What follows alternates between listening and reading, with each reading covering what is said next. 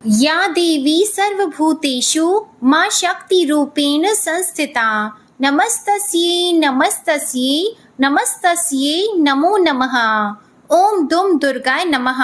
दुर्गा सप्तशती का पहला अध्याय सुनने के लिए आप सभी भक्तजनों का दिल से बहुत बहुत आभार। और नवरात्रि के दूसरे दिन आप सुनने वाले हैं दुर्गा सप्तशती का दूसरा और तीसरा अध्याय। और दुर्गा सप्तशती का जब हम पाठ करते हैं तो कवच, अर्गला और कीलक ये बहुत ही आवश्यक है और अनिवार्य है। इन्हें प्रतिदिन पढ़ना या सुनना चाहिए। तो प्रतिदिन के अध्याय के साथ कवच, अर्गला, कीलक, आरती और क्षमा प्रार्थना ये सभी चीजें आपको प्रतिदिन नियम पूर्वक सुनाई जाएंगी। और नवरात्रि के दूसरे दिन माँ ब्रह्मचारिणी जी की पूजा की जाती है। माँ ब्रह्मचारिणी जी की कथा हमारे चैनल पर अपलोडेड है, आप उस कथा को भी जरूर सुनिएगा।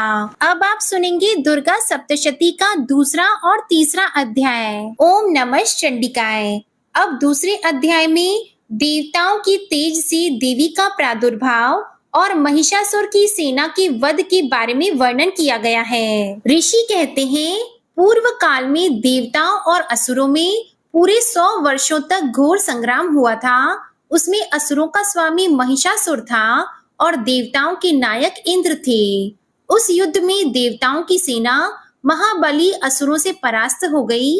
संपूर्ण देवताओं को जीतकर महिषासुर इंद्र बन बैठा। तब पराजित देवता प्रजापति ब्रह्मा जी को आगे करके उस स्थान पर गए जहां भगवान शंकर और विष्णु विराजमान थे। देवताओं ने महिषासुर के पराक्रम तथा अपनी पराजय का यथावत वृतांत उन दोनों देवेश्वरों से विस्तार पूर्वक कह सुनाया। वे बोले, भगवान, महिषासुर सूर्य, इंद्र, अग्नि, वायु, चंद्रमा, यम, वरुण तथा अन्य देवताओं के भी अधिकार छीनकर स्वयं ही सबका अधिष्ठाता बन बैठा है। उस दुरात्मा महिष ने समस्त देवताओं को स्वर्ग से निकाल दिया है। अब वे मनुष्यों की भांति पृथ्वी पर विचरते हैं। दैत्यों की यह सारी करतूत हमने आप लोगों से कह सुनाई। अब हम आपकी ही शरण में आए हैं। उसके वध का कोई उपाय सोचिए। इस प्रकार देवताओं के वचन सुनकर भगवान विष्णु और शिव ने दैत्यों पर बड़ा क्रोध किया। उनकी भौहें तन गई और मुंह टेढ़ा हो गया। तब अत्यंत कोप में भरे हुए चक्रपाणी श्री विष्णु के मुख से एक महान तेज प्रकट हुआ। इसी प्रकार ब्रह्मा, शंकर तथा इंद्र आदि अन्य अन्य देवताओं के शरीर से भी बड़ा भारी तेज निकला। वह सब मिलकर एक हो गया। महान तेज का वह पुंज जाजल्यमान पर्वत सा जान पड़ा। देवताओं ने देखा वहां उसकी ज्वालाएं संपूर्ण दिशाओं में व्याप्त हो रही थी। संपूर्ण देवताओं के शरीर से प्रकट हुए उस तेज की कहीं तुलना नहीं थी। एकत्रित होने पर वह एक नारी के रूप में बदल गया और अपने प्रकाश से तीनों लोकों में व्याप्त जान पड़ा। भगवान शंकर का जो तेज था उससे उस देवी का मुख प्रकट हुआ। यमराज के तेज से उसके सिर में बाल निकल आए। श्री विष्णु भगवान के तेज से उसकी भुजाएं उत्पन्न हुई। चंद्रमा के तेज से दोनों स्तनों और इंद्र के तेज से मध्य भाग अर्थात कटी प्रदेश का प्रादुर्भाव हुआ। वरुण के तेज से जंघा और पिंडली तथा पृथ्वी के तेज से नितंब भाग प्रकट हुआ। ब्रह्मा के तेज से दोनों चरण और सूर्य के तेज से उसकी अंगुलियां हुई। वसुओं के तेज से हाथों की अंगुलियां और कुबेर के तेज से नासिका प्रकट हुई। उस देवी के दांत प्रजापति के तेज से और तीनों नेत्र अग्नि के तेज से प्रकट हुए थे। उसकी भौहें संध्या के और कान वायु के तेज से उत्पन्न हुए थे। इसी प्रकार अन्य अन्य देवताओं के तेज से भी उस कल्याणमयी देवी का आविर्भाव हुआ। इसके बाद समस्त देवताओं के तेज पुंज से प्रकट हुई देवी को देखकर महिषासुर के सताए हुए देवता बहुत प्रसन्न हुए। पिनाकधारी भगवान शंकर ने अपने शूल से एक शूल निकालकर उन्हें दिया। फिर भगवान विष्णु ने भी अपने चक्र से चक्र उत्पन्न करके भगवती को अर्पण किया। वरुण ने भी शंख भेंट किया। अग्नि ने उन्हें शक्ति दी और वायु ने धनुष तथा बाण से भरे हुए 2 तरकश प्रदान किए। सहस्त्र नेत्रों वाले देवराज इंद्र ने अपने वज्र से वज्र उत्पन्न करके दिया और ऐरावत हाथी से उतारकर 1 घंटा भी प्रदान किया। यमराज ने काल दंड से दंड, वरुण ने पाश, प्रजापति ने स्फटिकाश की माला तथा ब्रह्मा जी ने कमंडलू भेंट किया। सूर्य ने देवी के समस्त रोमकूपों में अपनी किरणों का तेज भर दिया। काल ने उन्हें चमकती हुई ढाल और तलवार दी। क्षीर समुद्र ने उज्जवल हार तथा कभी जीर्ण न होने वाले 2 दिव्य वस्त्र भेंट किए। साथ ही उन्होंने दिव्य चूड़ामणि, 2 कुंडल, कड़े, उज्जवल अर्धचंद्र, सब बाहुओं के लिए केयूर, दोनों चरणों के लिए निर्मल नुपुर, गले की सुंदर हंसली और सब अंगुलियों में पहनने के लिए रत्नों की बनी अंगूठियां भी दी। विश्वकर्मा ने उन्हें अत्यंत निर्मल फरसा भेंट किया।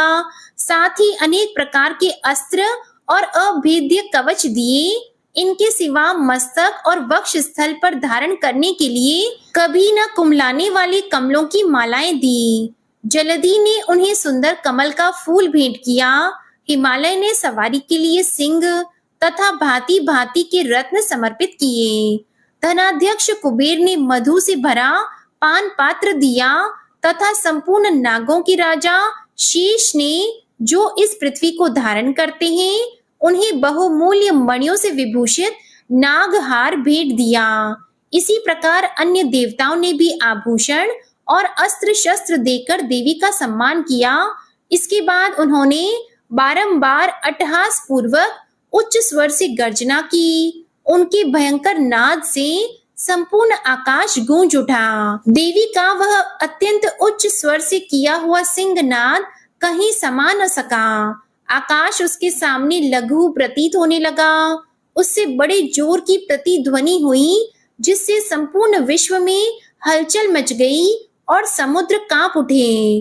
पृथ्वी डोलने लगी और समस्त पर्वत हिलने लगे। उस समय देवताओं ने अत्यंत प्रसन्नता के साथ सिंह वाहिनी भवानी से कहा, देवी तुम्हारी जय हो। साथ ही महर्षियों ने भक्ति भाव से विनम्र होकर उनका स्तवन किया।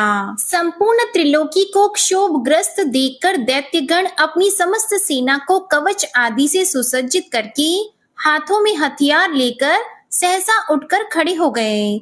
उस समय महिषासुर ने बड़े क्रोध में आकर कहा, ये क्या हो रहा है?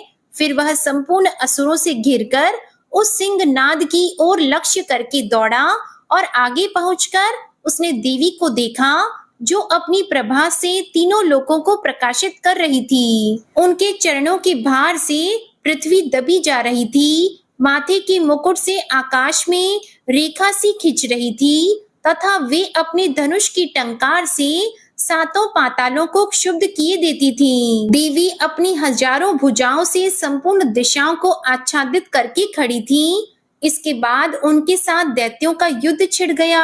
नाना प्रकार के अस्त्र शस्त्रों के प्रहार से संपूर्ण दिशाएं उद्भासित होने लगी। चिक्षुर नामक महान असुर महिषासुर का सेना नायक था। वह देवी के साथ युद्ध करने लगा। अन्य दैत्यों की चतुरंगिनी सेना साथ लेकर चामर भी लड़ने लगे।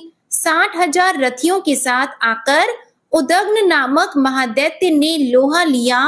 1 करोड़ रथियों को साथ लेकर महाहनु नामक दैत्य युद्ध करने लगा, जिसके रोएं तलवार के समान तीखे थे। वह असिलोमा नाम का महादैत्य 5 करोड़ रथी सैनिकों सहित युद्ध में आ डटा। 60 लाख रथियों से घिरा हुआ बाष्कल नामक दैत्य भी उस युद्ध भूमि में लड़ने लगा। परिवारत नामक राक्षस हाथी सवार और घुड़सवारों के अनेक दलों तथा 1 करोड़ रथियों की सेना साथ लेकर युद्ध करने लगा। बिडाल नामक दैत्य 5 अरब रथियों से घिरकर लोहा लेने लगा। इनके अलावा और भी हजारों महादैत्य रथ, हाथी और घोड़ों की सेना साथ लेकर वहां देवी के साथ युद्ध करने लगे। स्वयं महिषासुर उस रणभूमि में कोटि कोटि सहस्त्र रथ, हाथी और घोड़ों की सेना से घिरा हुआ खड़ा था। वे दैत्य देवी के साथ तोमर, भिंदीपाल, शक्ति, मूसल, खड़ग, परशु और पट्टिश आदि अस्त्र शस्त्रों का प्रहार करते हुए युद्ध कर रहे थे। कुछ दैत्यों ने उन पर शक्ति का प्रहार किया, कुछ लोगों ने पाश फेंके तथा कुछ दूसरे दैत्यों ने खड़ग प्रहार करके देवी को मार डालने का उद्योग किया। देवी ने भी क्रोध में भरकर खेल खेल में ही अपने अस्त्र शस्त्रों की वर्षा करके दैत्यों के वे समस्त अस्त्र शस्त्र काट डाले। उनके मुख पर परिश्रम या थकावट का रंच मात्र भी चिन्ह नहीं था। देवता और ऋषि उनकी स्तुति करते थे और वे भगवती परमेश्वरी दैत्यों के शरीरों पर अस्त्र शस्त्रों की वर्षा करती रहीं।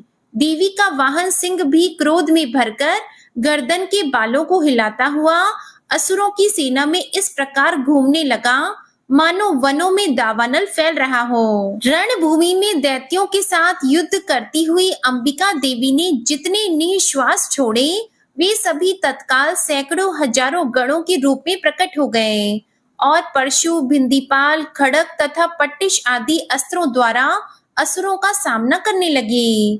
देवी की शक्ति से बड़े हुए वे गण असुरों का नाश करते हुए नगाड़ा और शंख आदि बजाने लगे। उस संग्राम महोत्सव में कितने ही गण मृदंग बजा रहे थे। तदंतर देवी ने त्रिशूल से, गदा से, शक्ति की वर्षा से और खड़ग आदि से सैकड़ों महादैत्यों का संहार कर डाला।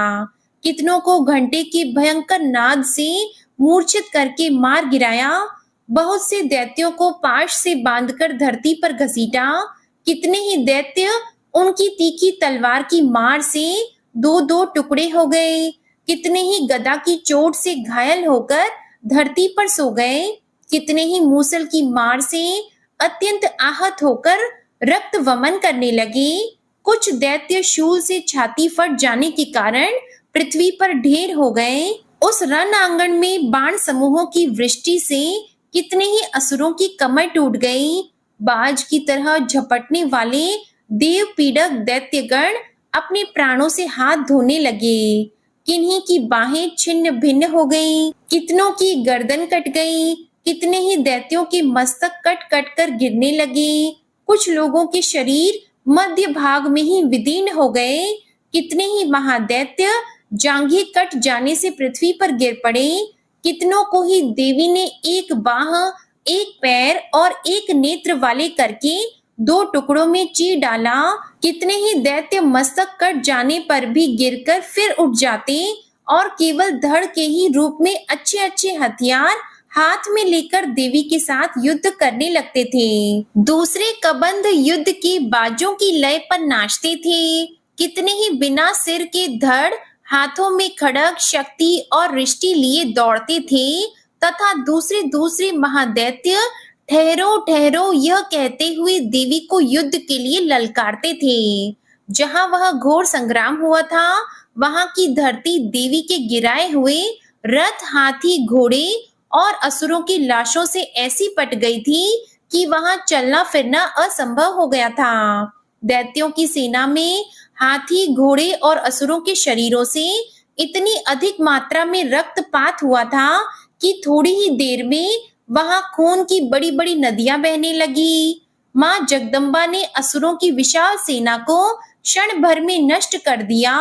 ठीक उसी तरह जैसे तृण और काठ के भारी ढेर को आग कुछ ही क्षणों में भस्म कर देती है। और वह सिंह भी गर्दन के बालों को हिला हिलाकर जोर जोर से गर्जना करता हुआ दैत्यों के शरीरों से मानो उनके प्राण चुन लेता था। वहां देवी के गणों ने भी उन महादैत्यों के साथ ऐसा युद्ध किया जिससे आकाश में खड़े हुए देवतागण उन पर संतुष्ट हुए और फूल बरसाने लगे। इस प्रकार श्री मार्कंडेय पुराण में सावर्णिक मनवंतर की कथा के अंतर्गत देवी महात्म्य में महिषासुर की सेना का वध नामक दूसरा अध्याय पूरा हुआ।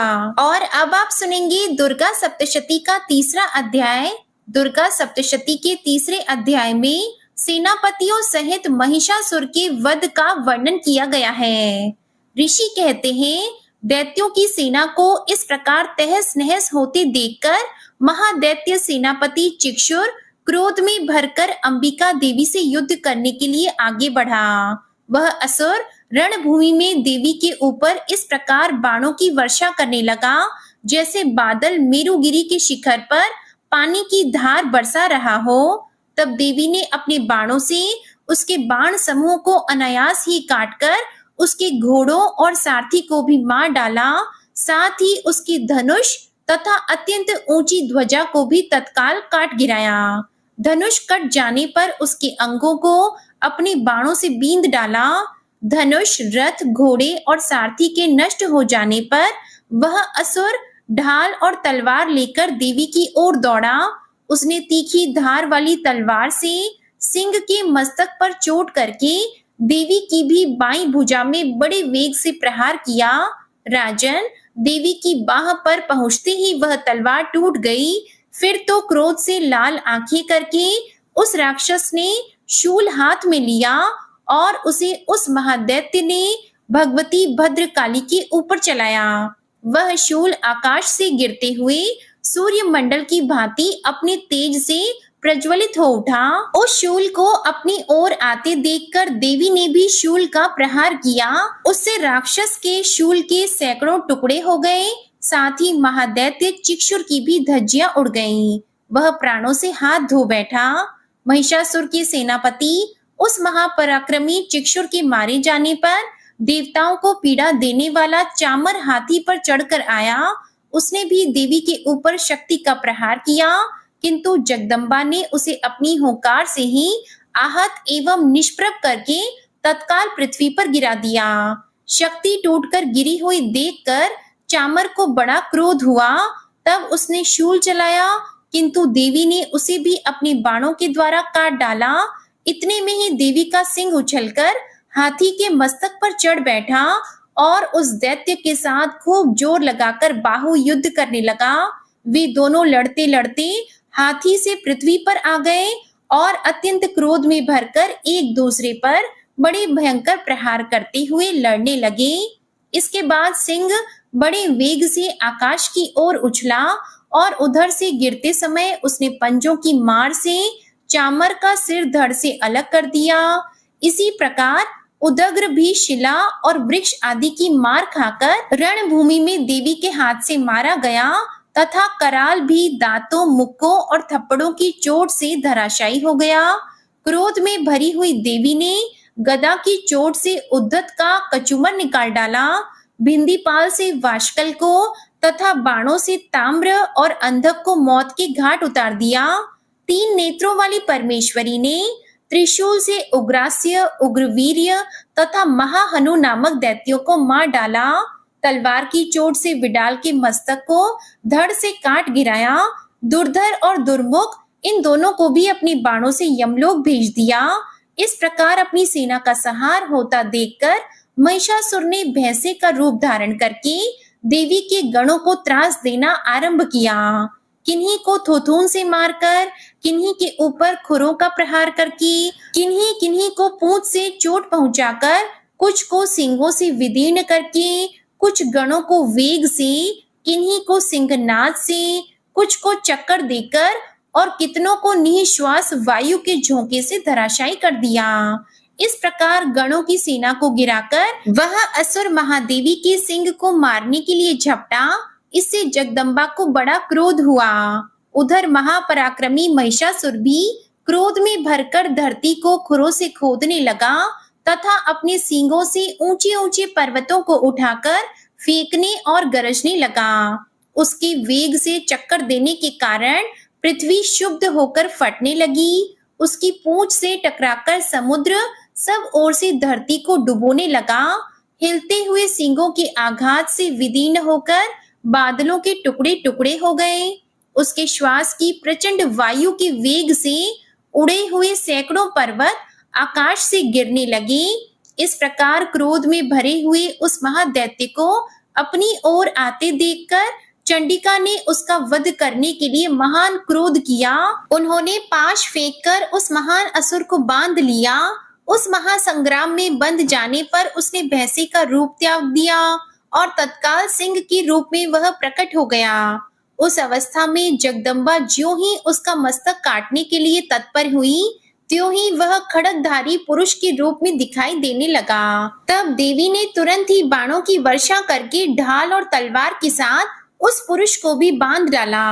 इतने में ही वह महान गजराज के रूप में बदल गया तथा अपनी सूंड से देवी के विशाल सिंह को खींचने और गरजने लगा। खींचते समय देवी ने तलवार से उसकी सूंड काट डाली।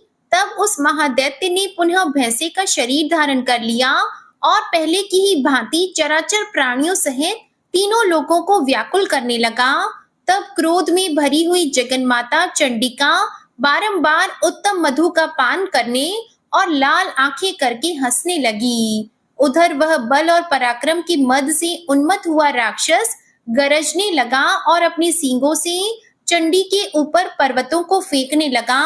उस समय देवी अपने बाणों के समूहों से उसके फेंके हुए पर्वतों को चूर्ण करती हुई बोली।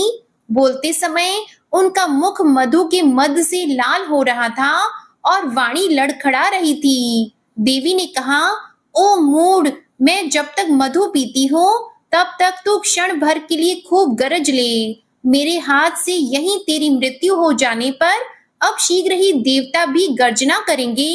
ऋषि कहते हैं, ऐसा कहकर देवी उछली और उस महादैत्य के ऊपर चढ़ गईं। फिर अपने पैर से उसे दबाकर उन्होंने शूल से उसके कंठ में आघात किया। उनके पैर से दबा होने पर भी महिषासुर अपने मुख से दूसरे रूप में बाहर होने लगा। अभी आधे शरीर से ही वह बाहर निकलने पाया था कि देवी ने अपने प्रभाव से उसे रोक दिया। आधा निकला होने पर भी वह महादैत्य देवी से युद्ध करने लगा।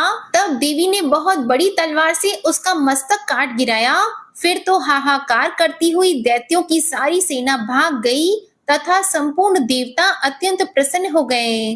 देवताओं ने दिव्य महर्षियों के साथ दुर्गा देवी का स्तवन किया। गंधर्वराज गाने लगे तथा अप्सराएं नृत्य करने लगी। इस प्रकार श्री मार्कंडेय पुराण में सावर्णिक मनवंतर की कथा के अंतर्गत देवी महात्म्य में महिषासुर वध नामक तीसरा अध्याय पूरा हुआ। ओम नमः चंडिकाय। तो अब पूरे भक्ति भाव के साथ माँ दुर्गा का ध्यान करते हुए दुर्गा कवच के पाठ का शुभारंभ करते हैं। सबसे पहले विनियोग है, ओम नमः चंडिकाय। माँ दुर्गा के चंडी रूप को हमारा नमन है। यह भगवान ब्रह्मा जी के द्वारा लिखा गया चंडी कवच है, जिसमें कुल 56 छंद हैं। चामुंडा देवता, दिग्बंध देवता, जगदम्बा माता इत्यादि का ध्यान करके हम इस दुर्गा सप्तशती के पाठ का प्रारंभ कर रहे हैं। मार्कंडेय जी पितामह ब्रह्मा जी से कह रहे हैं कि हे भगवान ब्रह्मा, जो इस विश्व में गोपनीय है और रहस्यपूर्ण है तथा जो सभी की रक्षा करता है और हमें अधर्म से बचाता है, साथ ही जिसे आपने अभी तक किसी को दिखाया भी नहीं है, ऐसा कोई साधन या उपाय मुझे बताइए। मार्कंडेय जी के इस प्रश्न पर भगवान ब्रह्मा कहते हैं कि उस साधन का नाम तो देवी कवच ही है, जो इस विश्व में अत्यधिक गोपनीय है। वह देवी कवच सभी का कल्याण करने वाला, पवित्रता और पुण्य देने वाला है। आपको इसी का ही जाप करना चाहिए, इसी से ही आपका उद्धार होगा। माँ दुर्गा की 9 मूर्तियां हैं। माँ दुर्गा का प्रथम स्वरूप है माँ शैलपुत्री, दूसरा स्वरूप है माँ ब्रह्मचारिणी, माँ दुर्गा का तीसरा स्वरूप है माँ चंद्रघंटा और चौथा स्वरूप है माँ कुष्मांडा। उनका 5वां स्वरूप स्कंद माता का है और छठा रूप माँ कात्यायनी है। 7वां स्वरूप है माँ कालरात्रि का और 8वां स्वरूप माँ महागौरी के नाम से प्रसिद्ध है। माँ दुर्गा का 9वां रूप है माँ सिद्धिदात्री। यही 9 दुर्गा के रूप हैं, जिसे भगवान ब्रह्मा के द्वारा वेदों के माध्यम से बताया गया है। जो मनुष्य अग्नि में जल रहा हो, सभी ओर से शत्रुओं से घिर गया हो, विपरीत परिस्थितियों का सामना कर रहा हो और उस समय यदि वह माँ दुर्गा की शरण में जाता है तो उसका कभी भी बुरा नहीं हो सकता। अर्थात माँ दुर्गा का ध्यान किए जाने पर माँ दुर्गा उसकी हर परिस्थिति में सहायता करती है। यदि युद्ध का समय हो और मनुष्य संकटों में घिरा हुआ हो तो भी माँ दुर्गा के प्रभाव से उसका कुछ भी बुरा नहीं होता है। माँ दुर्गा उसके दुख, पीड़ा, भय इत्यादि का नाश कर देती है। जो भी भक्तजन माँ दुर्गा की भक्ति करता है, माँ दुर्गा अवश्य ही उन्हें अभय दान देती है। जो कोई भी देवी दुर्गा का ध्यान करता है, माँ दुर्गा उसकी हर प्रकार से रक्षा करती है और इस बात में कोई भी संशय नहीं है। चामुंडा माता का वाहन प्रेत है और वे उस पर सवारी करती हैं। वाराही माता का वाहन भैंसा है, ऐन्द्री माता का वाहन हाथी है, तो वहीं वैष्णवी माता का वाहन गरुड़ है। भगवान शिव की पत्नी व सभी की ईश्वरी माँ पार्वती का वाहन वृषभ है। कुमारी माता का वाहन मोर है। लक्ष्मी माता कमल के आसन पर विराजमान है और उन्होंने अपने हाथों में भी कमल लिया हुआ है। वे भगवान विष्णु को अत्यधिक प्रिय हैं। वृषभ पर बैठी हुई माँ पार्वती का रंग सफेद है। भगवान ब्रह्मा की पत्नी माँ ब्राह्मी या माँ सरस्वती हंस पर बैठी हुई है और सभी प्रकार के आभूषण पहने हुए हैं। इस प्रकार से माता रानी अपने अलग अलग रूपों में सभी तरह के योग और शक्तियों को ली हुई है। उन्होंने कई प्रकार के आभूषण और रत्न पहने हुए हैं जो उनकी शोभा को बढ़ा रहे हैं। माँ दुर्गा का एक रूप अत्यधिक क्रोध में रथ पर बैठा हुआ दिखाई देता है जो दुष्टों का नाश करने के लिए है। वे अपने हाथ में शंख, सुदर्शन चक्र, गदा, हल, मूसल इत्यादि लिए हुए हैं। इसके अलावा उन्होंने अपने हाथों में खेटक, तोमर, परशु, पाश, त्रिशूल तथा उत्तम कोटि का धनुष भी लिया हुआ है। माँ दुर्गा दैत्यों, दुष्टों और राक्षसों का नाश कर देती है, भक्तों का कल्याण करती है तथा देवताओं का सदैव हित करती है। इसी उद्देश्य के तहत ही उन्होंने अलग अलग भांति के अस्त्र शस्त्र लिए हुए हैं। माँ दुर्गा के महारौद्र, प्रलयकारी, पराक्रमी, महाशक्तिशाली, अत्यधिक उत्साही तथा भय का नाश कर देने वाले इस रूप को हम सभी नमस्कार करते हैं। माँ देवी के उस प्रलयंकारी रूप की ओर देखना भी बहुत मुश्किल है जो शत्रुओं का भय बढ़ाने का कार्य करता है। पूर्व दिशा में ऐन्द्री देवी मेरी रक्षा कीजिए, अग्नि कोण में अग्नि शक्ति, दक्षिण दिशा में वाराही तथा नेतृत्व कोण में खड्गधारिणी मेरी रक्षा कीजिए। पश्चिम दिशा में वारुणी और वायव्य कोण में मृग पर सवारी करने वाली देवी मेरी रक्षा कीजिए। उत्तर दिशा में कौमारी और ईशान कोण में शूलधारिणी देवी मेरी रक्षा कीजिए। हे ब्रह्माणी, आप ऊपर की ओर से मेरी रक्षा कीजिए और वैष्णवी देवी नीचे की ओर से मेरी रक्षा कीजिए। इसी प्रकार शव को अपना वाहन बनाने वाली चामुंडा देवी दसों दिशाओं में मेरी रक्षा कीजिए। माँ जया आगे से और माँ विजया पीछे की ओर से मेरी रक्षा कीजिए। वाम भाग में माँ अजिता और दक्षिण भाग में माँ अपराजिता रक्षा कीजिए। उद्योतिनी शिखा की रक्षा करें। उमा मेरे मस्तक पर विराजमान होकर रक्षा कीजिए। ललाट में मालाधारी रक्षा करें और यशस्विनी देवी मेरे भौहों का संरक्षण करें। भौहों के मध्य भाग में त्रिनेत्रा और नथुनों की यम घंटा देवी रक्षा कीजिए। दोनों नेत्रों के मध्य भाग में शंखिनी और कानों में द्वार वासिनी रक्षा कीजिए। माँ कालिका देवी कपोलों की तथा माँ भगवती शांकरी कानों के मूल भाग की रक्षा कीजिए। नासिका में सुगंधा और ऊपर के ओठ में माँ चर्चिका देवी रक्षा कीजिए। नीचे के होठ में अमृत कला और जीवा में माँ सरस्वती देवी रक्षा कीजिए। माँ कौमारी दांतों की और माँ चंडिका कंठ प्रदेश की रक्षा कीजिए। माँ चित्र घंटा गले की घाटी की और माँ महामाया तालू में रहकर रक्षा कीजिए। माँ कामाक्षी ठोड़ी की और माँ सर्वमंगला मेरी वाणी की रक्षा कीजिए। माँ भद्र काली ग्रीवा में और धनुर्धरी पृष्ठ वंश में रहकर मेरी रक्षा कीजिए। कंठ के बाहरी भाग में माँ नीलग्रीवा और कंठ की नली में माँ नल कुबरी रक्षा कीजिए। दोनों कंधों में माँ खड्गिनी और मेरी दोनों भुजाओं की माँ वज्रधारिणी रक्षा कीजिए। दोनों हाथों में दंडनी और अंगुलियों में माँ अंबिका रक्षा कीजिए। माँ शूलेश्वरी नखों की रक्षा कीजिए। माँ कुलेश्वरी कुक्षी अर्थात पेट में रहकर रक्षा कीजिए। माँ महादेवी दोनों स्तनों की और माँ शोक विनाशिनी देवी मन की रक्षा कीजिए। माँ ललिता देवी हृदय में और माँ शूलधारिणी उदर में रहकर रक्षा कीजिए। नाभि में माँ कामिनी और गुह्य भाग की माँ गुह्येश्वरी रक्षा कीजिए।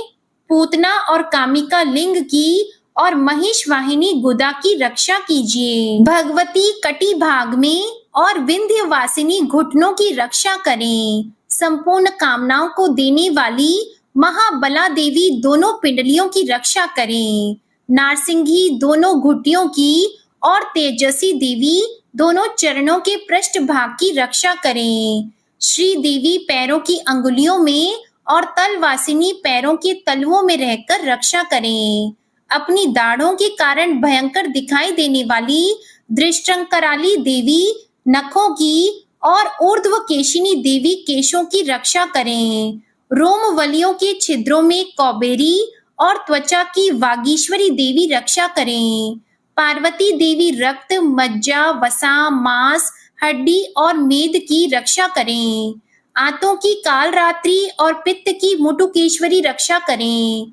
मूलाधार आदि कमल कोशों में पद्मावती देवी और कफ में चूड़ामणि देवी स्थित होकर रक्षा करें। नख के तेज की ज्वालामुखी रक्षा करें। जिसका किसी भी अस्त्र से भेदन नहीं हो सकता, वह अभेद्या देवी शरीर की समस्त संधियों में रहकर रक्षा करें। ब्रह्माणी आप मेरे वीर्य की रक्षा करें। छत्रेश्वरी छाया की तथा धर्मधारिणी देवी मेरे अहंकार, मन और बुद्धि की रक्षा करें। हाथ में वज्र धारण करने वाली वज्रहस्ता देवी मेरे प्राण, अपान, व्यान, उदान और समान वायु की रक्षा करें। कल्याण से शोभित होने वाली भगवती कल्याण शोभना मेरे प्राण की रक्षा करें। रस, रूप, गंध, शब्द और स्पर्श इन विषयों का अनुभव करते समय योगिनी देवी रक्षा करें तथा सत्व गुण, रजोगुण और तमोगुण की रक्षा सदा नारायणी देवी करें। वाराही आयु की रक्षा करें। वैष्णवी धर्म की रक्षा करें तथा चक्रिणी देवी यश, कीर्ति, लक्ष्मी, धन और विद्या की रक्षा करें। इंद्राणी आप मेरे गोत्र की रक्षा करें। चंडिके आप मेरे पशुओं की रक्षा करें। महालक्ष्मी पुत्रों की रक्षा करें और भैरवी पत्नी की रक्षा करें। मेरे पथ की सुपथा तथा मार्ग की क्षेमकरी रक्षा करें।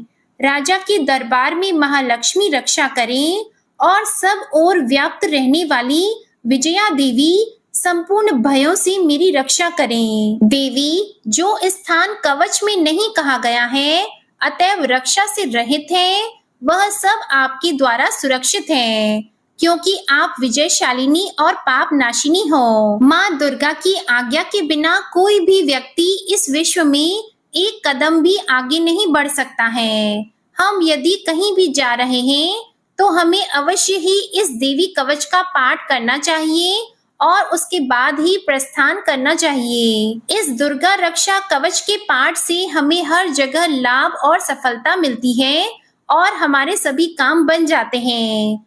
हम जब भी माँ दुर्गा का ध्यान करते हैं वैसे ही हमारे सभी काम बनते चले जाते हैं। उस व्यक्ति को इस पृथ्वी पर बिना किसी तुलना के परम यश और वैभव प्राप्त होता है। जो भी भक्तजन इस देवी रक्षा कवच का पाठ करता है उसका भय सदा के लिए समाप्त हो जाता है। युद्ध में उसकी विजय होती है तथा वह तीनों लोकों में पूजनीय हो जाता है। देवी माता का यह रक्षा कवच देवताओं तक के लिए बहुत दुर्लभ है। जो व्यक्ति इस देवी कवच का तीनों समय श्रद्धा भाव के साथ पाठ करता है उसे देवी माता की कृपा से तीनों लोकों में विजय मिलती है। वह अकाल मृत्यु के भय से दूर होता है तथा 100 वर्षों से भी अधिक समय तक जीवित रहता है। इस दुर्गा कवच के पाठ से व्यक्ति के शरीर में होने वाले हर तरह के रोग समाप्त हो जाते हैं। उसके शरीर में बनने वाला विष भी समाप्त हो जाता है तथा कोई रोग उसका कुछ भी बिगाड़ नहीं सकता। जो भी मनुष्य इस दुर्गा रक्षा कवच को अपने हृदय में धारण कर लेता है, उस पर इस पृथ्वी पर होने वाले सभी तरह के अभिचारण मंत्र तंत्र का प्रभाव समाप्त हो जाता है। सभी तरह की डाकिनी शाकिनी, अंतरिक्ष में रहने वाली अति शक्तिशाली और भयंकर डाकिनी, भूत पिशाच यक्ष गंधर्व राक्षस ब्रह्म राक्षस बेताल कुष्मांडा भैरव इत्यादि सभी तरह की नकारात्मक शक्तियों के प्रभाव इस दुर्गा कवच के माध्यम से समाप्त हो जाते हैं। इस रक्षा कवच का पाठ करने वाला व्यक्ति राजा से सम्मान प्राप्त करता है और उसकी सुख संपत्ति में वृद्धि होती है। जो भी व्यक्ति इस देवी कवच का पाठ करता है, उसका हर जगह यश बढ़ता जाता है और जो भी इस कवच का 7 बार जाप करता है, उसका वंश इस पृथ्वी के अंत तक रहता है। इसके पश्चात जब उसकी मृत्यु हो जाती है, तब वह माँ दुर्गा के आशीर्वाद से परम स्थान को प्राप्त करता है, जो देवताओं को भी अत्यंत दुर्लभ है। उसे महामाया का प्रसाद मिलता है और उसकी मुक्ति हो जाती है। माँ दुर्गा के आशीर्वाद से वह सुंदर रूप को धारण करता है और भगवान शिव के समान आनंद प्राप्त करता है। श्री देवी दुर्गा कवच संपूर्ण हुआ और अब पूरे भक्ति भाव से माँ दुर्गा का ध्यान करके अर्गला स्तोत्र का पाठ करते हैं। ओम नमः चंडिकाय। माँ चंडिका देवी को नमस्कार है। मार्कंडेय ऋषि कहते हैं, जयंती अर्थात सबसे उत्कृष्ट एवं विजयशालिनी, मंगला अर्थात अपने भक्तों के जन्म मरण आदि संसार बंधन को दूर करने वाली मोक्षदायिनी मंगलमयी देवी, काली अर्थात प्रलय काल में संपूर्ण सृष्टि को अपना ग्रास बना लेने वाली, भद्रकाली अर्थात अपने भक्तों के लिए ही भद्र अथवा मंगल स्वीकार करने वाली, कपालिनी अर्थात हाथ में कपाल तथा गले में मुंडमाला धारण करने वाली, दुर्गा अर्थात कर्म एवं उपासना रूप दुसाध्य साधन से प्राप्त होने वाली, क्षमा अर्थात अत्यंत करुणामय स्वभाव होने के कारण अपने भक्तों के सारे अपराध क्षमा करने वाली, शिवा अर्थात सबका कल्याण करने वाली, धात्री अर्थात संपूर्ण प्रपंच को धारण करने वाली, स्वाहा अर्थात स्वाहा रूप से यज्ञ भाग ग्रहण करके देवताओं का पोषण करने वाली, तथा स्वधा स्वधा रूप से श्राद्ध और तर्पण को स्वीकार करके पितरों का पोषण करने वाली, इन नामों से प्रसिद्ध जगदम्बिके, आपको मेरा नमस्कार है। हे देवी चामुंडे, आपकी जय हो। संपूर्ण प्राणियों की पीड़ा हरने वाली देवी, आपकी जय हो। सब में व्याप्त रहने वाली देवी, आपकी जय हो। हे कालरात्रि, आपको नमस्कार है। मधु और कैटब को मारने वाली तथा ब्रह्मा जी को वरदान देने वाली देवी, आपको नमस्कार है। आप मुझे रूप दो, जय दो, यश दो और काम क्रोध आदि शत्रुओं का नाश करो। महिषासुर का नाश करने वाली तथा भक्तों को सुख देने वाली देवी, आपको नमस्कार है। आप रूप दो, जय दो, यश दो और काम क्रोध आदि शत्रुओं का नाश करो। रक्त बीज का वध और चंड मुंड का विनाश करने वाली देवी, आप रूप दो, जय दो, यश दो और काम क्रोध आदि शत्रुओं का नाश करो। शुंभ और निशुंभ तथा धूम्र लोचन का मर्दन करने वाली देवी, आप रूप दो, जय दो, यश दो और काम क्रोध आदि शत्रुओं का नाश करो। सबके द्वारा वंदित युगल चरणों वाली तथा संपूर्ण सौभाग्य प्रदान करने वाली देवी, आप रूप दो, जय दो, यश दो और काम क्रोध आदि शत्रुओं का नाश करो। देवी, आपके रूप और चरित्र अचिंत्य हैं। आप समस्त शत्रुओं का नाश करने वाली हो। आप रूप दो, जय दो, यश दो और काम क्रोध आदि शत्रुओं का नाश करो। पापों को दूर करने वाली चंडिके, जो भक्ति पूर्वक आपके चरणों में सर्वदा मस्तक झुकाते हैं, उन्हें रूप दो, जय दो, यश दो और उनके काम क्रोध आदि शत्रुओं का नाश करो। रोगों का नाश करने वाली चंडिके जो भक्ति पूर्वक आपकी स्तुति करते हैं, उन्हें रूप दो, जय दो, यश दो और उनके काम क्रोध आदि शत्रुओं का नाश करो। हे चंडिके, इस संसार में जो भक्ति पूर्वक आपकी पूजा करते हैं, उन्हें रूप दो, जय दो, यश दो और उनके काम क्रोध आदि शत्रुओं का नाश करो। मुझे सौभाग्य और आरोग्य दो, परम सुख दो, रूप दो, जय दो, यश दो और मेरे काम क्रोध आदि शत्रुओं का नाश करो। जो मुझसे द्वेष रखते हो, उनका नाश और मेरे बल की वृद्धि करो। रूप दो, जय दो, यश दो और मेरे काम क्रोध आदि शत्रुओं का नाश करो। हे देवी, मेरा कल्याण करो, मुझे उत्तम संपत्ति प्रदान करो। रूप दो, जय दो, यश दो और मेरे काम क्रोध आदि शत्रुओं का नाश करो। हे अंबिके, देवता और असुर दोनों ही अपने माथे के मुकुट की मणियों को आपके चरणों पर घिसते रहते हैं। आप रूप दो, जय दो, यश दो और काम क्रोध आदि शत्रुओं का नाश करो। आप अपने भक्त जन को विद्वान, यशस्वी और लक्ष्मीवान बनाओ तथा रूप दो, जय दो, यश दो और उनके काम क्रोध आदि शत्रुओं का नाश करो। प्रचंड दैत्यों के दर्प का दलन करने वाली चंडिके, मुझ शरणागत को रूप दो, जय दो, यश दो और मेरे काम क्रोध आदि शत्रुओं का नाश करो। चतुर्मुख ब्रह्मा जी के द्वारा प्रशंसित चार भुजा धारिणी परमेश्वरी, आप रूप दो, जय दो, यश दो और काम क्रोध आदि शत्रुओं का नाश करो। हे देवी अंबिके, भगवान विष्णु नित्य निरंतर भक्ति पूर्वक आपकी स्तुति करते रहते हैं। आप रूप दो, जय दो, यश दो और काम क्रोध आदि शत्रुओं का नाश करो। हिमालय कन्या पार्वती के पति महादेव जी के द्वारा प्रशंसित होने वाली परमेश्वरी, आप रूप दो, जय दो, यश दो और काम क्रोध आदि शत्रुओं का नाश करो। शचीपति इंद्र के द्वारा सद्भाव से पूजित होने वाली परमेश्वरी, आप रूप दो, जय दो, यश दो और काम क्रोध आदि शत्रुओं का नाश करो। प्रचंड भुजदंडों वाले दैत्यों का घमंड चूर करने वाली देवी, आप रूप दो, जय दो, यश दो और काम क्रोध आदि शत्रुओं का नाश करो।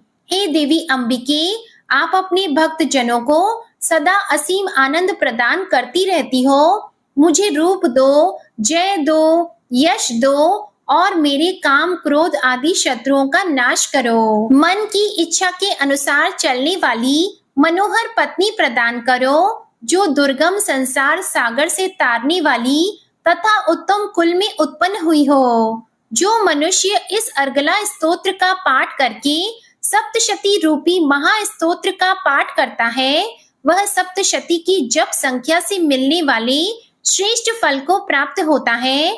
साथ ही वह प्रचुर संपत्ति भी प्राप्त कर लेता है। अर्गला स्तोत्र संपूर्ण हुआ। कीलक स्तोत्र। ओम नमः चंडिकाय।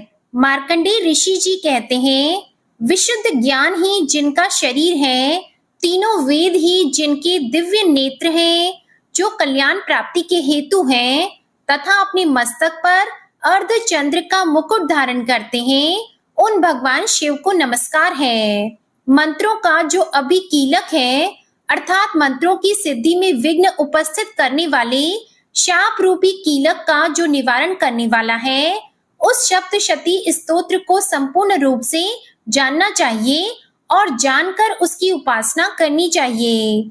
यद्यपि सप्तशती के अतिरिक्त अन्य मंत्रों के जप में भी जो निरंतर लगा रहता है, वह भी कल्याण का भागी होता है। उसके भी उच्चाटन आदि कर्म सिद्ध होते हैं तथा उसे भी समस्त दुर्लभ वस्तुओं की प्राप्ति हो जाती है। तथापि जो अन्य मंत्रों का जप न करके केवल इस सप्तशती नामक स्तोत्र से ही देवी की स्तुति करते हैं, उन्हें स्तुति मात्र से ही सच्चिदानंद स्वरूपिणी देवी सिद्ध हो जाती है। उन्हें अपने कार्य की सिद्धि के लिए मंत्र, औषधि तथा अन्य किसी साधन के उपयोग की आवश्यकता नहीं रहती। बिना जप के ही उनके उच्चाटन आदि समस्त आभिचारिक कर्म सिद्ध हो जाते हैं। इतना ही नहीं, उनकी संपूर्ण अभीष्ट वस्तुएं भी सिद्ध होती हैं। लोगों के मन में यह शंका थी कि जब केवल सप्तशती की उपासना से अथवा सप्तशती को छोड़कर अन्य मंत्रों की उपासना से भी समान रूप से सब कार्य सिद्ध होते हैं, तब इनमें श्रेष्ठ कौन सा साधन है? लोगों की इस शंका को सामने रखकर भगवान शंकर ने अपने पास आए हुए जिज्ञासुओं को समझाया कि यह सप्तशती नामक संपूर्ण स्तोत्र ही सर्वश्रेष्ठ एवं कल्याणमय है। इसके बाद भगवती चंडिका के सप्तशती नामक स्तोत्र को महादेव जी ने गुप्त कर दिया। सप्तशती के पाठ से जो पुण्य प्राप्त होता है उसकी कभी समाप्ति नहीं होती, किंतु अन्य मंत्रों के जप से उत्पन्न पुण्य की समाप्ति हो जाती है। अतः भगवान शिव ने अन्य मंत्रों की अपेक्षा जो सप्तशती की ही श्रेष्ठता का निर्णय किया, उसे यथार्थ ही जानना चाहिए। अन्य मंत्रों का जप करने वाला पुरुष भी यदि सप्तशती के स्तोत्र और जप का अनुष्ठान कर ले तो वह भी पूर्ण रूप से ही कल्याण का भागी होता है, इसमें तनिक भी संदेह नहीं है। जो साधक कृष्ण पक्ष की चतुर्दशी अथवा अष्टमी को एकाग्रचित्त होकर भगवती की सेवा में अपना सर्वस्व समर्पित कर देता है और फिर उसे प्रसाद रूप से ग्रहण करता है, उसी पर भगवती प्रसन्न होती है, अन्यथा उनकी प्रसन्नता नहीं प्राप्त होती। इस प्रकार सिद्धि के प्रतिबंधक रूप कीलक के द्वारा महादेव जी ने इस स्तोत्र को कीलित कर रखा है। जो पूर्वोक्त रीति से निष्कीलन करके इस सप्तशती स्तोत्र का प्रतिदिन स्पष्ट उच्चारण पूर्वक पाठ करता है, वह मनुष्य सिद्ध हो जाता है, वही देवी का पार्षद होता है और वही गंधर्व भी होता है। सर्वत्र विचरते रहने पर भी इस संसार में उसे कहीं भी भय नहीं होता, वह अपमृत्यु के वश में नहीं पड़ता तथा देह त्यागने के बाद मोक्ष प्राप्त कर लेता है। अतः कीलन को जानकर उसका परिहार करके ही सप्तशती का पाठ आरंभ करें। जो ऐसा नहीं करता उसका नाश हो जाता है। इसलिए कीलक और निष्कीलन का ज्ञान प्राप्त करने पर ही यह स्तोत्र निर्दोष होता है और विद्वान पुरुष इस निर्दोष स्तोत्र का ही पाठ आरंभ करते हैं। स्त्रियों में जो कुछ भी सौभाग्य आदि दृष्टिगोचर होता है वह सब देवी के प्रसाद का ही फल है। अतः इस कल्याणमय स्तोत्र का सदा जप करना चाहिए। इस स्तोत्र का मंद स्वर से पाठ करने पर स्वल्प फल की प्राप्ति होती है और उच्च स्वर से पाठ करने पर पूर्ण फल की सिद्धि हो जाती है। अतः उच्च स्वर से ही इसका पाठ आरंभ करना चाहिए। जिनके प्रसाद से ऐश्वर्य, सौभाग्य, आरोग्य, संपत्ति, शत्रुनाश तथा परम मोक्ष की भी सिद्धि होती है, उन कल्याणमय जगदम्बा की स्तुति मनुष्य क्यों नहीं करते। कीलक स्तोत्र संपूर्ण हुआ और अब माँ भगवती दुर्गा का अपने मन में ध्यान करते हुए और अब आप सुनेंगे माँ दुर्गा जी की आरती। ओम जय अम्बे गौरी मैया जय श्यामा गौरी, तुमको निश दिन ध्यावत हरि ब्रह्मा शिवरी। ओम जय अम्बे गौरी मांग सिंदूर विराजत, टीको मृग मद को उज्ज्वल से दो नैना चंद्र वदननी को।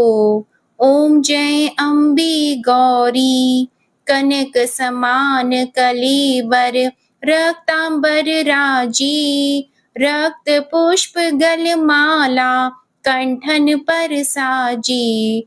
ओम जय अम्बे गौरी के हरि वाहन राजत, खड्ग खपर धारी, सुर नर मुनि जन सेवत तिनके दुख हारी।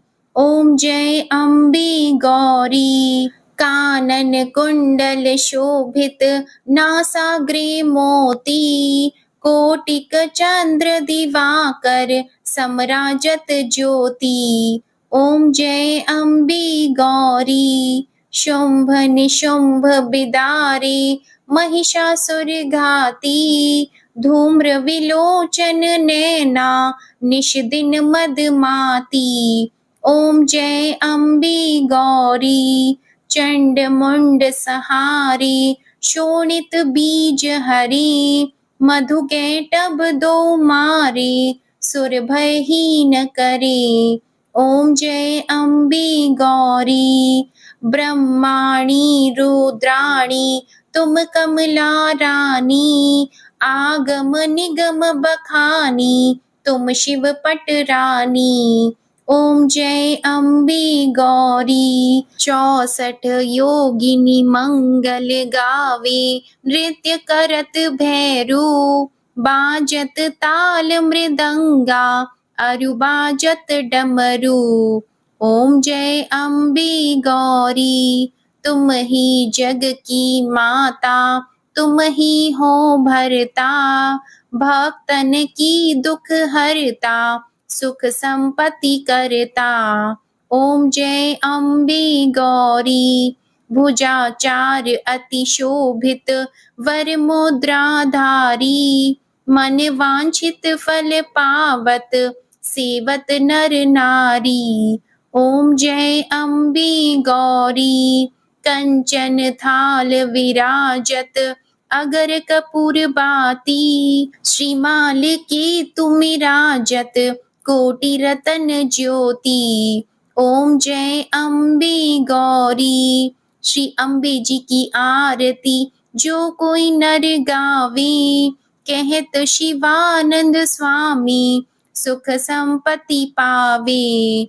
ओम जय अम्बे गौरी जय अम्बे गौरी मैया जय श्यामा गौरी मैया जी को निश दिन ध्यावत तुमको निश दिन ध्यावत हरि ब्रह्मा शिवरी। ओम जय अम्बे गौरी ओम जय अम्बे गौरी मैया जय श्यामा गौरी। आरती समाप्त होती है। उम्मीद करती हूँ आज की वीडियो आपको जरूर पसंद आई होगी। वीडियो पसंद आए तो इसे लाइक कीजिएगा, संभव हो तो वीडियो को ज्यादा से ज्यादा शेयर कीजिएगा। चैनल पर पहली बार आए हैं और अगर अभी तक आपने हमारे चैनल को सब्सक्राइब नहीं किया है तो आज की वीडियो अगर आपको अच्छी लगी तो चैनल को सब्सक्राइब करके बेल आइकन को जरूर प्रेस कीजिएगा। जय माता दी।